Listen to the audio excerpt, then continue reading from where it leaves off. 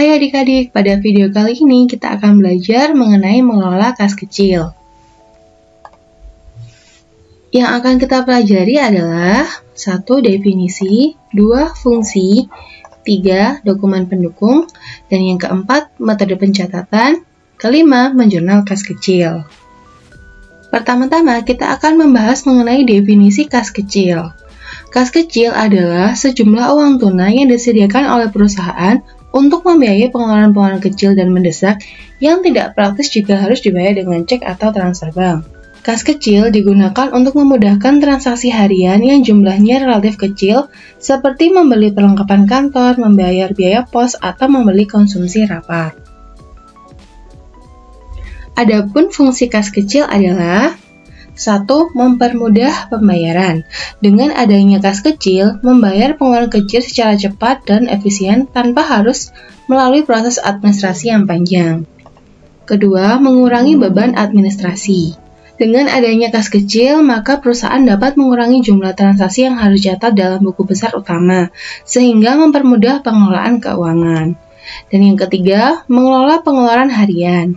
Dengan adanya kas kecil, memungkinkan pengelolaan pengeluaran harian yang kecil dan mendesak dengan lebih baik. Adapun dokumen pendukung yang digunakan dalam pengelolaan kas kecil adalah 1. Bukti kas kecil atau petty cash voucher. Dokumen ini digunakan untuk mencatat setiap transaksi pengeluaran kas kecil.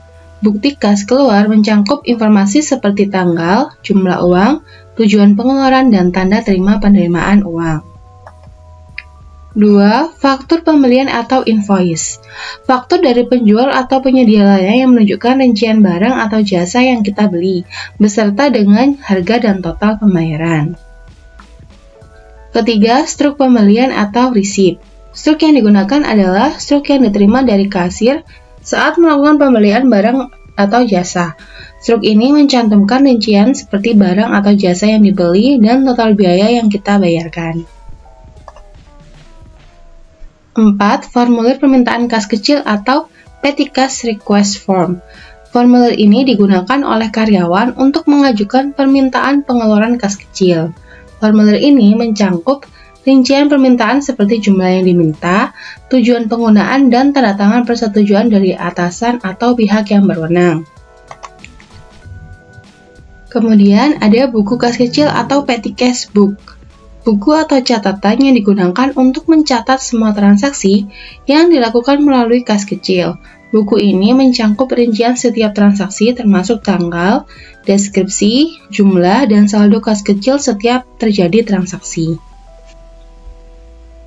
Untuk mencatat transaksi kas kecil, ada 2 metode, yaitu 1 metode impress atau dana tetap, dan yang kedua metode fluktuasi atau metode berubah-ubah tidak tetap.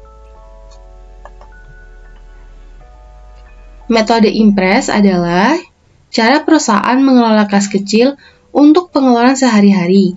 Sederhananya, perusahaan menentukan jumlah uang tertentu yang selalu ada dalam kas kecil. Ketika uang tersebut digunakan untuk membayar pengeluaran, staf keuangan segera menggantinya dengan jumlah yang sama dari rekening bank perusahaan.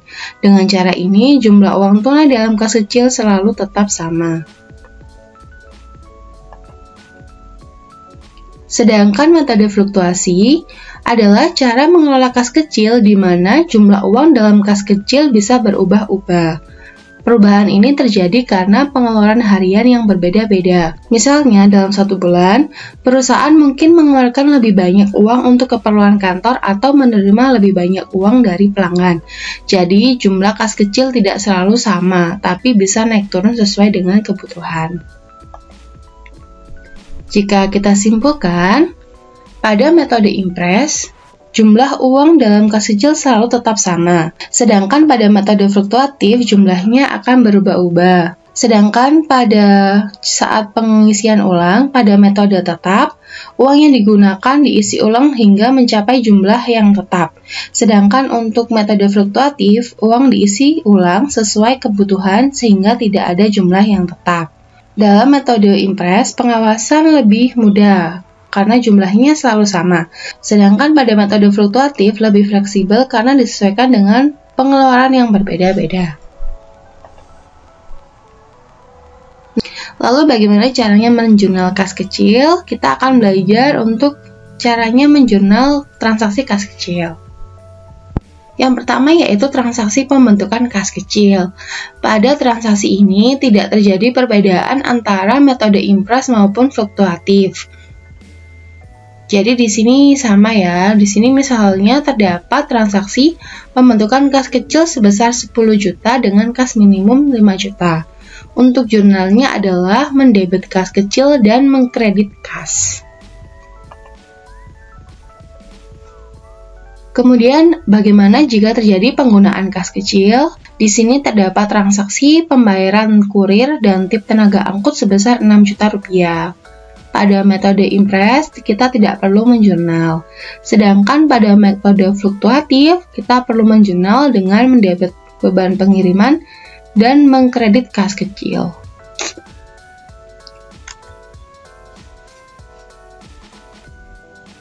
Untuk transaksi kedua masih sama yaitu penggunaan kas kecil, di mana di sini transaksinya adalah pembayaran konsumsi rapat tamu sebesar Rp3.750.000 dan ada pengisian kembali kas kecil.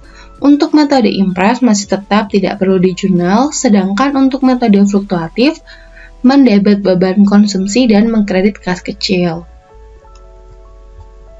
Nah, di sini adalah transaksi pengisian kembali kas kecil. Kalau kas kecil sudah dirasa mencapai limit, maka perlu adanya pengisian kembali kas kecil. Pada metode impress, pengisian dilakukan dengan cara mendebit beban-beban yang terjadi selama periode tertentu. Di sini contohnya tadi terdapat dua transaksi pengeluaran kas, yaitu beban pengiriman dan beban konsumsi. Nah, pada metode impress, kita mendebit beban-beban tersebut dan mengkredit kas. Sedangkan pada metode fluktuatif, karena kita sudah melakukan pencatatan setiap terjadi transaksi pengeluaran kas kecil, maka untuk pengisian kembali, kita mendebit kas kecil dan mengkredit kas. Bagaimana jika terjadi selisih kas kecil? Nah, selisih kas kecil ini terjadi apabila saldo yang kita pegang tidak sama dengan catatan kas kecil kita. Nah, di sini contohnya, pada akhir bulan diketahui saldo kas kecil adalah Rp500.000. Namun kas kecil yang ada di brankas kas kecil yang dipegang oleh kasir hanya terdapat Rp400.000. Sehingga terjadi selisih sebesar Rp100.000. Baik metode dana tetap atau impress dan metode fluktuatif, jurnalnya sama ya, yaitu beban selisih kas debit sebesar Rp100.000 dan kas dikredit sebesar Rp100.000.